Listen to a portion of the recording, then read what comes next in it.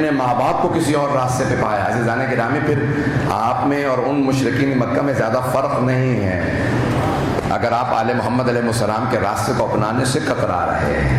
بات پہنچ رہی ہے میری؟ تو مولا کائنات فرماتے ہیں ایمان پہ اللہ کا شکر ادا کرو کہ پروردگارہ تو نے با ایمان بنایا. آج بانی مجلس نے کہا کہ میرے بیٹے کی سالگرہ کے دن تھے، تو میں نے چاہا کہ اس کی طرف سے جناب علی اکبر علیہ السلام کی مجلس تاکہ میرے بیٹے کے ذہن میں بات ہی بیٹھ جائے کہ میں نے پوری زندگی حضرت علی اکبر علیہ السلام کی مجالس برپا کی. ایک اہتمام ہے، مجھے بہت اچھا لگا. میں نے اس لیے بہرحال میں زیادہ مجالس پڑھ نہیں پاتا ہوں اپنے شہر کی وجہ سے، اور زیادہ گرمی برداشت نہیں کر پاتا، پیش کر رہا ہوں مطالب کو. تو بعض اوقات ہمارے معاشروں کے اندر، جیسے ابتدائے اسلام میں، صدر اسلام میں بیٹیوں کے پیدا ہونے پہ لوگ رونے لگتے تھے، بیٹیاں دفنانا چاہتے تھے، بیٹے کے پیدا ہونے پہ خوش ہوتے تھے. مجھے بتایا جاتا ہے کہ ابھی بھی بہت سے برصغیر پاک و ہند کے علاقوں میں ایسا ماحول پایا جاتا ہے. چند افراد سر ہلا رہے ہیں، باقی تو خاموش ہے، اس کا مطلب ہے شاید نہیں.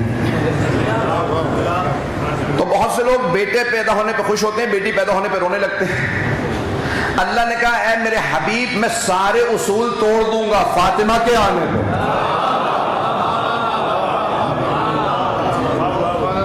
نسلیں بیٹوں سے چلتی ہیں، آپ کی نسل بیٹی سے چلے گی. سب سے دنیا کے عظیم نبی، رسول، معصوم، رسول خدا، ان کی نسل 3 بیٹے اللہ نے دیے. چھٹے امام فرماتے ہیں اللہ نے تینوں کو بچپنے میں اس لیے اٹھا لیا تاکہ کوئی سیدہ کا شریک نہ ہو. یہ عظمت جناب سیدہ کہ کوئی میراث میں بھی شریک نہ ہو. کوئی یہ نہ کہے میں سیدہ کی میراث میں شریک ہوں. اگر بات پہنچ گئی ہو، جناب سیدہ کی میراث میں بھی کوئی شریک نہیں. بہنیں تھیں نہیں، بھائی اٹھا لیے گئے. اگر کوئی کہتا ہے کہ نہیں 3 اور بہنیں تھیں، تو جب جناب سیدہ کہہ رہی تھی ابھی دون نسائکم، صرف میرے بابا تھے، ہمارے نہیں.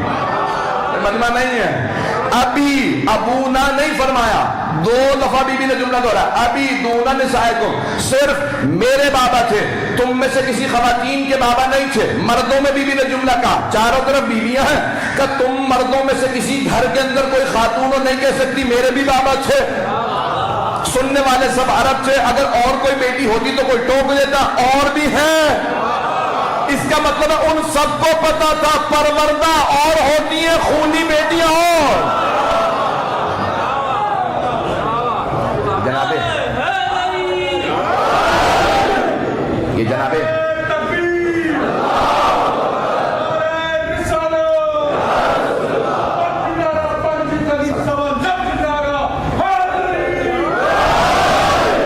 توجہ فرما رہے ہیں انسان گرا. تو اب یہ جناب مولا کائنات فرماتے ہیں کہ انسان اس بات پہ شکر ادا کرے کہ وہ صاحب ایمان ہے. صرف ایک جملہ پیش کر کے آگے بڑھ رہا ہوں کہ مولا کا دارالخلافہ ہے، کوفہ ہے، اور آپ اپنی حکومت میں گزر رہے ہیں. کسی گھر کے سامنے سے ایک آدمی باہر کھڑا رو رہا ہے. روتا دیکھا، مولا نے فوراً سوال کیا کیا بات ہے، کیوں رو رہے ہو؟ مولا گھر میں بیٹی پیدا ہو گئی ہے. کس سے کہہ رہے ہیں؟ مولا کائنات سے، جنہیں اپنی بیٹیوں سے زیادہ محبت ہے. ایسا ہے یا نہیں؟ جو جناب مولا کائنات کو جناب زینب سے محبت تھی. خود امام حسن مجتبیٰ سے مولا کبھی کام نہیں کہتے تھے. امام حسن حسین سے کام نہیں کہتے تھے کہ یہ کام کیجیے وہ کام کیجیے. ہر کام کہتے تھے حضرت عباس. نہیں پہنچا سکا. یہاں تک کہ کسی منافق نے جناب عباس سے کہا عباس لگتا ہے آپ کے بابا کو آپ سے محبت نہیں. کہا خدا تیرا منہ توڑ دے، جب میں نے گناہ نہیں کیا تو بابا کو محبت کیوں نہیں ہوگی؟ لوگ ہے یا نہیں؟ جب میں نے کوئی خطا نہیں کی ہے تو میرے بابا کو مجھ سے محبت کیوں نہیں ہوگی؟ کہا لیکن آپ ہیں بچے. جناب عباس کم سن سے. کہا آپ 11 برس کے، آپ کم سن ہیں. حسن حسین دونوں جوان ہیں. آپ کے بابا ہر کام آپ سے کہتے ہیں، ان سے کچھ وہ جوان ہیں، ان سے کہنا چاہیے، ان کے بیٹے جوان ہیں. آپ بچے ہیں، ہر کام آپ سے. عباس پانی لاؤ، عباس وضو کا اہتمام، عباس مصلی بچھاؤ، عباس سواری لاؤ، عباس تلوار، عباس زرہ، ہر کام عباس. کہ تو نے قرآن نہیں پڑھا؟ اللہ کہتا ہے حسن حسین ند ابناءنا ابناکم، رسول کے بیٹے ہیں. میرے بابا رسول خدا کے بیٹوں کو حکم نہیں کرتے، اپنے بیٹے کو حکم کرتے. اور فرمایا کہ اپنے بیٹے کو حکم کرتے ہیں. جو جذبہ. مولا کائنات سے وہ آدمی کہتا ہے کہ میرے گھر میں اس لیے رو رہا ہوں کہ بیٹی پیدا ہوئی. آج بیٹی پیدا ہو گئی علی, کیا کروں؟ مولا نے کہا بیٹی اندھی پیدا ہوئی ہے؟ کہا نہیں, آنکھیں تو ہیں. مولا نے کہا ٹانگیں ٹوٹی ہوئی ہیں؟ کہا نہیں, اللہ نہ کرے, ٹانگیں تو ٹوٹی ہوئی نہیں. مولا نے کہا کیا اس کے ہاتھ نہیں؟ کہا نہیں, ہاتھ بھی ہیں. کہا اپاہج ہے, کیا مسئلہ ہے؟ کہا نہیں, سب کچھ صحیح ہے. کیا اور اگر تیرا ایسا بیٹا پیدا ہو جاتا, اللہ نے تجھے صحیح سالم بیٹی دی ہے, اس پہ شکر ادا کر کے تو رو رو کے اللہ کی نعمت کے رحمت پہ گلا کر رہا ہے. ہر آنے والی بیٹی باپ کی تقدیر میں کچھ اضافہ کرتی ہے, چھینتی نہیں ہے. نہیں ہے لوگ, شاید یہ موضوع سننا نہیں چاہ رہے ہیں ذرا. اللہ کہ ہر آنے والی بیٹی, میں 5 بیٹیوں کا باپ ہوں, میری ہر آنے والی بیٹی میرے لیے کچھ نیا لے کے آئی. میری زندگی میں بعض اوقات میری والدہ کہتی ہیں اتنی نعمتیں اتنی دعائیں تو میں نے بھی تجھے نہیں دی بیٹا. میری والدہ گھنٹوں میرے لیے دعائیں مانگتی. میں بہت منتوں مرادوں کا کی اولاد ہے. امام رضا کے ہاں منت مانی گئی, سب کچھ ہوا, لیکن میری والدہ گھنٹوں میرے لیے مصلی پہ بیٹھی رہتی, گھنٹوں. لیکن کہتی ہیں اتنی میں نے بھی کبھی تصور نہیں کیا تھا کہ تو دنیا میں جائے گا ہر جگہ پہ. بیٹا آپ کو جو اللہ اجانے گرامی, میں ایک ہی بات سوچتا ہوں, یا جناب سیدہ کا کرم ہے جو کچھ میرے پاس ہے, بی بی کا کرم ہے, اس کے بعد اگر میرے ماں باپ کی دعائیں, اور اگر کوئی تیسری چیز ہے تو میری بیٹیوں کا گھر میں آنا. اجانے گرامی کبھی بھی بیٹیوں کے آنے پہ خبردار کوئی آدمی روئے یا افسوس کرے, اللہ خوش ہوتا ہے اس گھر سے جہاں بیٹیاں ہوں. جو جملہ پیش کر رہا ہوں حدیث کو مکمل کروں گا کہ جناب سرور کائنات, اے عبادہ, اے ابو ذر غفاری, 5 چیزوں کو 5 چیزوں سے پہلے غنیمت سمجھیں. پہلے زندگی موت سے پہلے. دوسرا الغنى قبل الفقر, دولت کو غربت سے پہلے.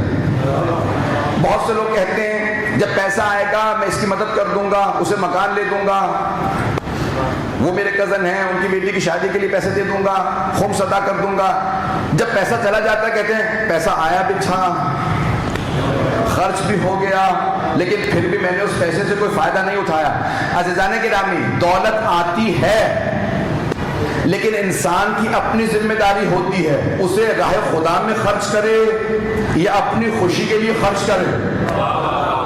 جملہ میں کہہ گیا ہوں, آئیں ذرا صرف ایک واقعے کی طرف اشارہ کروں گا تاکہ بات واضح ہو جائے.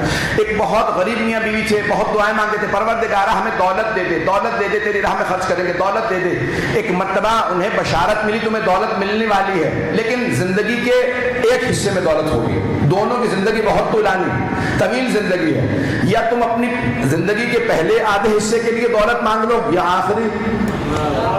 آخری زندگی کے لیے دولت مانگ لو. پوری زندگی دولت نہیں رہے گی, یا پہلی زندگی میں دولت ہوگی یا بعد میں دولت ہوگی. اب تم فیصلہ کرو, تمہیں پہلے حصے میں غریب رہنا, بعد میں دولت, یا پہلے حصے میں دولت بعد میں غریب. تو دونوں بیٹھ کے سوچنے لگے کیا کریں. کہا, بیوی نے کہا کہ نہیں, اپنے شوہر سے یہ فیصلہ کر لو, کہہ دو کہ جس نبی یا امام جس سے بھی کہا کہ ہمیں زندگی کے پہلے حصے میں دولت مل جائے, کبھی بڑھاپا غربت میں گزرے گا, کوئی بات نہیں, بڑھاپا دیکھ لیں گے, ابھی دولت مل جائے. کہا اب ہمیں دولت مل گئی کیونکہ ہم سے اللہ کا وعدہ ہے, دولت چھینی نہیں جائے گی, جب ختم نہیں ہوگی تو جتنا ہو سکے غریبوں کو کھلاؤ, غریبوں کی مدد کرو. اب انہوں نے کہا پہلے ہاف میں, زندگی کے پہلے حصے میں دولت ختم نہیں ہونی, انہوں نے جتنا ہو سکتا تھا راہ خدا میں خرچ کیا. جب زندگی کا آخری حصہ آیا دوبارہ کہے گا دولت تو ختم نہیں ہو رہی, کہ تم نے صرف ایسے کی ہے کہ اللہ نے کہا اب چھیننا مت. ان کی دولت ایسے ہی جاری رہی. یہ دولت نعمت ہے, غنیمت ہے, اگر انسان اس کا صحیح استعمال کرے. تفصیل میں نہیں جا سکتا. تو الغنا قبل الفقر, الصحہ قبل المرض. صحت بیماری سے پہلے غنیمت ہے. کئی لوگ بیمار ہو جاتے ہیں, چھوٹا سا بخار ہوگا, زکام ہوگا, کیونکہ حالت خراب ہو جاتی ہے, کام پہ نہیں جاتے, کچھ ہو نہیں رہا, صحیح نہیں ہو رہا, کیوں؟ بخار ہے. اگر انسان سبق ہی لے لے, ان افراد کو جا کے ہسپتالوں میں دیکھے جو کچھ نہیں کر سکتے, تو انسان اپنی اس صحت پہ خدا کا شکر ادا ہے. اگر صحت پہ شکر, لئن شکرتم لازیدنکم, قرآن کی آیت ہے, اگر تم شکر نعمت بجا لاؤ گے تو ہم تمہاری نعمتیں بڑھا دیں گے. ولئن لئن کفرتم ان عذابی لشدید، لیکن اگر تم کفران نعمت کرو گے تو یاد رکھنا ہمارا عذاب بہت شدید ہے۔ میں جانتا ہوں میں سب باتیں کہہ رہا ہوں اور ان باتوں کو برداشت کرنا اور بھی مشکل ہوتا ہے، لیکن یہ صحت اللہ کی بہت بڑی نعمت ہے، تندرستی ہزار نعمت ہے۔ جناب موسیٰ نے ایک مرتبہ کہا پروردگارا دنیا کے اندر اگر کوئی انسان ایک چیز مانگے، دنیا کی، آخرت کی نہیں، نجات نہیں، جنت نہیں، دنیا کی کوئی چیز مانگے دنیاوی، تو کیا مانگے؟ اللہ نے کہا اگر دنیا کی کوئی چیز مانگنی ہے تو صحت مانگ لو۔ ایک چیز اگر دنیا کی مانگنی ہے، صحت، دنیا کی چیز، دنیا کی چیزوں میں سب سے چیز صحت۔ انسان کے پاس پیسہ نہ بھی ہو، صحت ہو، سب ٹھیک ہے، دولت نہ بھی ہو، صحت ہو، اللہ نے کہا یہ بہت بڑی نعمت ہے۔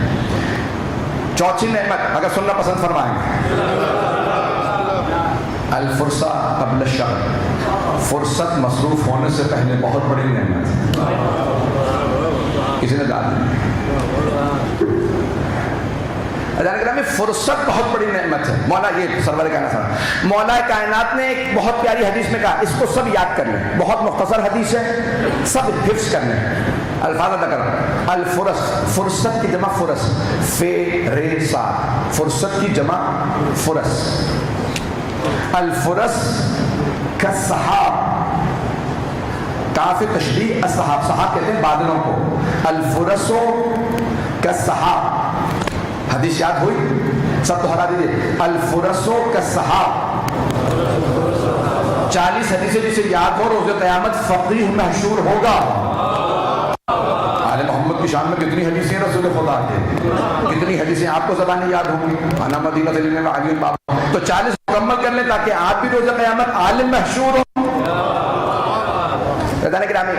جناب مولا کہنا سماتے الفرص کالسحاب، بادلوں کی طرح سے ہیں فرصتیں، بادل بتا کے نہیں آتے، اور جب آتے ہیں تو بہت تیزی سے گزر جاتے ہیں، اور بادلوں میں پانی ہوتا ہے، بارش برسا کے جاتے ہیں، اور پانی پہاڑوں پہ نہیں رکتا، نشیب میں رکتا ہے۔ جو لوگ متکبر ہوں پانی ان سے بہہ کے چلا جاتا، جو تواضع انکساری رکھتے ہیں وہ پانی جمع کر لیتے ہیں۔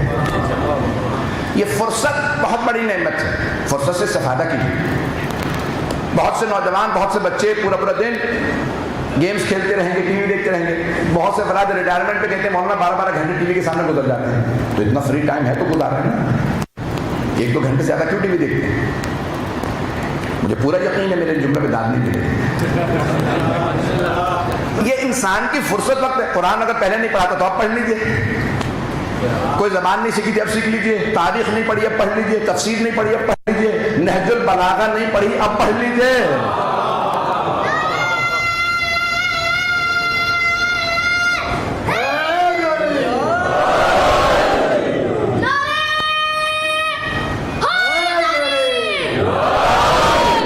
اور فرما رہے ہیں سے جانیں گے الفرص کالسحاب۔ چوتھا و 5واں مرحلہ پیش کر رہا ہوں کہ سرور کائنات نے جناب ابو ذر غفاری سے کہا 5 چیزیں غنیمت ہے 5 سے پہلے، 5ویں چیز جوانی بڑھاپے سے پہلے غنیمت ہے۔ عرب شاعر کہتا ہے کہ اگر میری جوانی واپس آ جاتی تو میں اسے بتاتا بڑھاپے نے میرے ساتھ کیا کیا کیا۔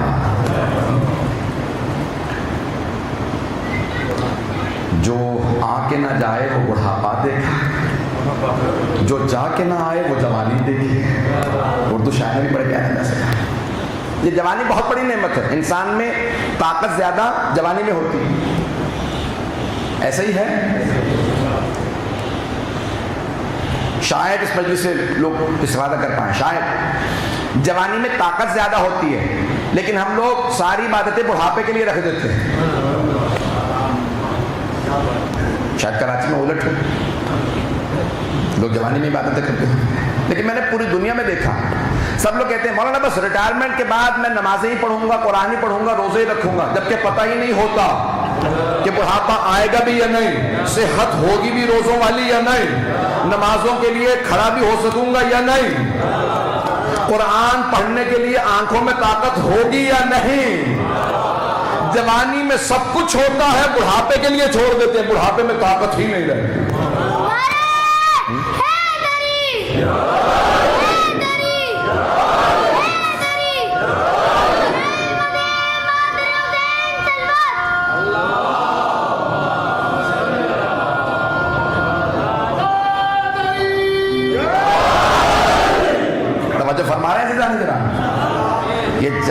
انسان کی طاقت ہے، اس جوانی سے استفادہ کی۔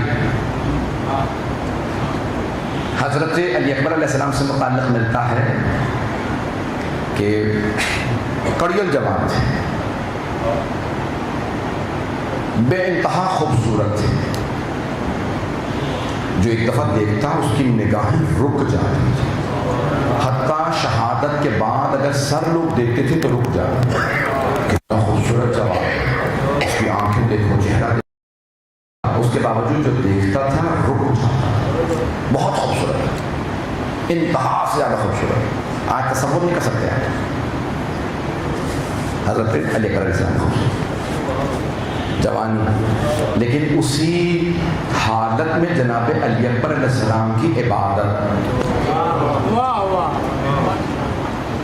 عام طور سے لوگ ہوتا ہے بڑھاپے میں عبادت کرتے ہیں، صرف مولا سجاد کی عبادت نہیں مشہور، صرف مولا سجاد کی بات، ہاں وہ زین العابدین علیہ السلام وہ امام ہیں، حضرت علی اکبر علیہ السلام کی عبادت، ان کی سخاوت، ان کا علم، اور ان کی جناب سرور کائنات کی جناب شبیہ ہوتے ہوئے جناب امام حسین سے، لیکن سرور کائنات کو بھی بے انتہا محبت تھی امام حسین سے، اگر پہنچ گئے صحابہ کے مجمع میں پیغمبر ممبر پہ لے کے آئے امام حسین آغوش، حضرت ام سلمہ رضی اللہ عنہ سے فرمایا ام سلمہ ذرا میرے حسین کو دو، کیوں؟ جناب ام سلمہ کو بہت زیادہ محبت تھی امام حسین سے، وہ بہانے سے بی بی کے پاس آتی جناب سیدہ کے پاس اور کہتی سیدہ اب دو بیٹے ہیں، دونوں کو کیسے کھلائیں گی، ایک کو میں کھلا لوں، پتہ نہیں لوگ ہیں یا نہیں، دونوں کم سن تھے نا، ایک برس کا فاصلہ ہے دونوں، تو جناب ام سلمہ بہانے سے گود میں لینا چاہتی تھی مولا حسین، بہت زیادہ محبت کرتی، چومتی پیار کرتی، بار بار سیدہ کچھ دیر کے لیے میں جھولا جھلا دوں، سیدہ کچھ دیر آپ چکی چلا رہی ہیں میں آغوش میں لے لوں، جناب ام سلمہ سے پوچھا آپ اتنا پیار کیوں کرتی ہیں حسین سے؟ کہا میں نے خود رسول خدا کو حسین کو اتنا چومتے دیکھا کہ پیغمبر نے کسی کو اتنا نہیں چوما، یہ کہ اظہار کی جگہ گھر ہے، تو چلو پہنچ گئے، سارا مت بنائیے میرے ساتھ، ایزانے گرامی ہر چیز کے لیے کوئی محل ہوتا ہے نا، پھر مجھے مثال کے طور پہ جنگ سیکھنی ہے، میں میدان میں جاؤں گا بھائی تلوار چلانا سیکھنی ہے، کہیں پہ مجھے کوئی بھی ورزش کرنی ہوگی، سوئمنگ پول جانا ہوگا، میں وہی جگہ تلاش کروں گا، اولاد سے محبت کے اظہار کی جگہ گھر ہے، مسجد نہیں،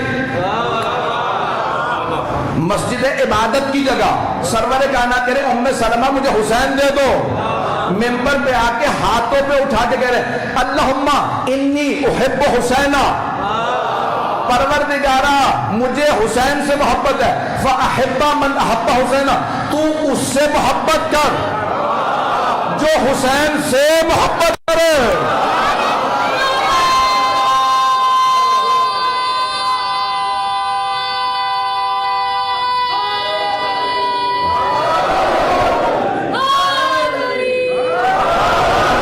توجہ فرمائیں گے بھائی، بہت سے افراد پہنچ گئے، بہت سے ابھی بھی تعجب کر رہے ہیں کہ بھائی مولانا کہہ رہے ہیں بار بار مسجد عبادت کی جگہ ہے، توجہ مسجد عبادت کی جگہ ہے، اولاد سے محبت کے اظہار کی جگہ نہیں، پیغمبر مسجد میں مولا حسین سے محبت کا اظہار کر کے بتا رہے ہیں حسین سے محبت ہی تو عبادت ہے،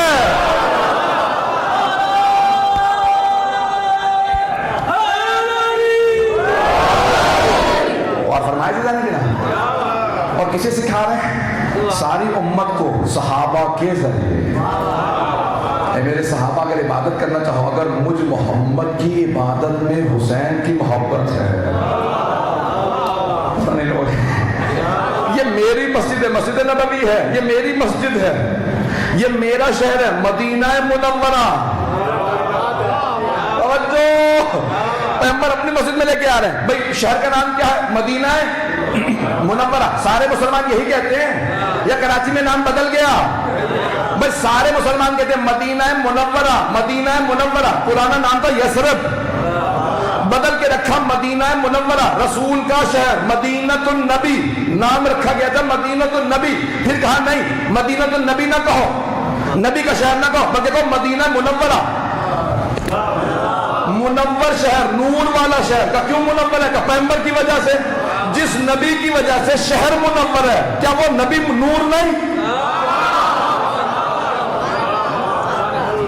فیضان گرامی اپنا شہر، اپنی مسجد، اور رسول خدا کہہ رہے ہیں میری عبادت میں دیکھو، میں اگر عبادت چاہتا ہوں تو حسین کو چومتا ہوں۔ اب سمجھ میں آیا ہم زری کو کیوں چومتے ہیں؟ کیونکہ قدموں کو چوم نہیں سکتے تو ہم زری کو چومتے ہیں۔ یہ زری کو اس لیے چومتے ہیں کہ ہم عبادت کرنا چاہتے ہیں۔ رسول خدا نے چوم کے بتایا، محبت کر کے بتایا، مجھے حسین سے محبت، میں حسین کے منہ سے، یہاں تک کہ حضرت ام سلمہ بار بار آغوش میں لیتے ہیں۔ آپ نے سن رکھی ہے نا روایت کہ جب امام حسین کربلا جانے لگے تو کس سے ملنے آئے؟ حضرت ام سلمہ سے۔ ایسا ہے شیعہ سنی تمام تاریخوں میں روضہ رسول پہ آئے، رسول خدا اپنے آپ کی وصیت تھی مجھے میرے گھر میں دفنانا۔ جب گھر میں آئے تو فوراً جناب ام سلمہ کے پاس، نانی اماں میں عراق جا رہا ہوں، کربلا جا رہا ہوں۔ بس کربلا کا نام سننا تھا، جناب ام سلمہ کے آنسو بہنے لگے۔ جناب ام سلمہ کی آنکھوں میں موتیا اتر آیا تھا، دیکھ نہیں پایا، فوراً رونے لگے، کہا میرے لال کربلا مت جائیے گا، آپ کے نانا نے مجھ سے فرمایا تھا میرا حسین کربلا میں شہید ہو، بیٹا کربلا مت جائیے۔ کہا نانی اماں وہ وقت آ گیا، رجب کا مہینہ 60 ہجری کا، نانی اماں وہ وقت آ گیا، میں ان قریب شہید کر دیا جاؤں، میں شہادت کے لیے جا رہا ہوں۔ بس یہ سننا تھا کہ امام حسین شاہ، اگر کسی نے کسی کو آغوش میں پالا ہو نا اور اسے یہ پتہ چلے جسے پالا ہے یہ اب مارا جائے گا، بڑا مشکل ہوگا برداشت کرنا۔ جناب ام سلمہ رونے لگی، بار بار جناب امام حسین کو پیار کرتی روتی، کہا مجھے آپ کے نانا بہت یاد آ رہے ہیں، کتنی محبت کرتے تھے آپ سے۔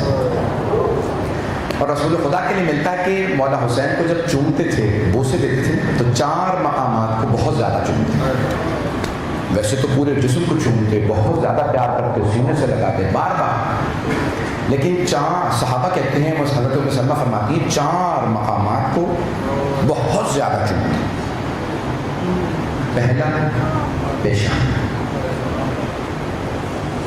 شیخ جعفر شوشتری کہتے ہیں یہ رسول خدا امام حسین کی پیشانی اتنی کیوں چومتے تھے؟ تو پھر خود ہی جواب دیتے ہیں، کہتے ہیں کیونکہ اس پیشانی پہ سنان ابن انس کے تیر میں لگنا، یہاں اس کا تیر لگنا تھا، کسی ملعون نے اس پیشانی پہ پتھر بھی مارا۔ کہا رسول خدا وہ سوچ کے پیشانی چومتے تھے۔ پھر کہا گلا کیوں چومتے تھے؟ کہا کیونکہ شمر کے خنجر نے گلے پہ چلنا، اس لیے گلا چومتے۔ بہت سے صحابہ کہتے ہیں کہ رسول خدا امام حسین جب 3 مہینے 6 مہینے لبوں کو بہت چومتے تھے اور روتے بہت تھے۔ کہا یہ لبوں کو کیوں چومتے تھے؟ کہا کیونکہ یہاں کسی ملعون کی چھڑی ہے۔